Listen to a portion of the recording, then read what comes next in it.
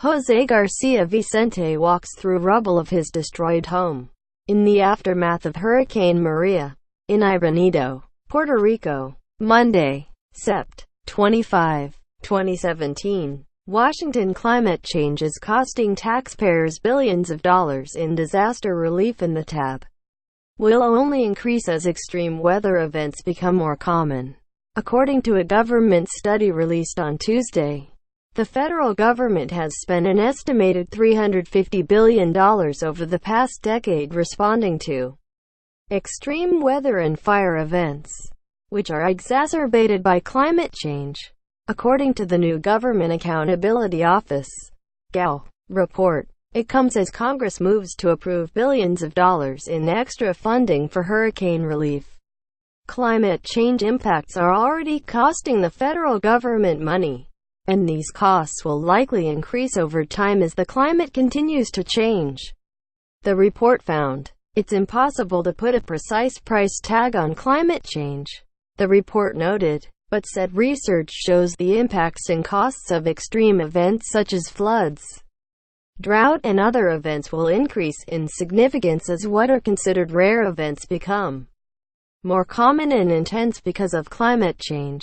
A bipartisan pair of senators, Susan Collins, R. Maine, and Maria Cantwell, D. Wash, requested the report from the GAO, an arm of Congress that helps provide research and oversight of the executive branch. This year's unusually destructive hurricane season has already been a drain on federal emergency management agency coffers, and California's historically deadly fires are likely to cost the government even more. The Senate on Tuesday is expected to approve an additional $36.5 billion in disaster relief, which has already passed the House. That's on top of the $15 billion in supplemental disaster funds Congress approved last month, suggesting this year's tab will be unusually high.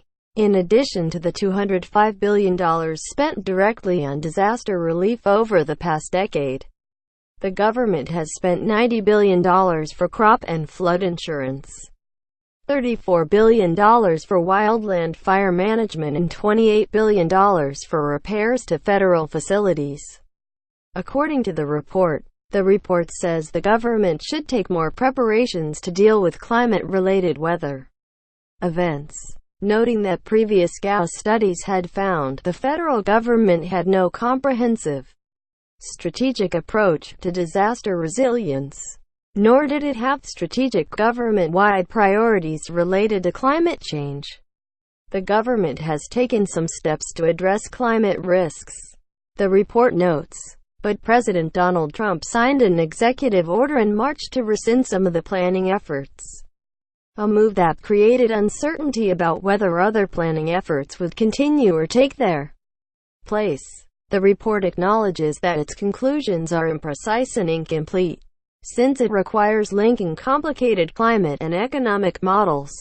But the GAO is known for being conservative in its estimates, especially on controversial issues.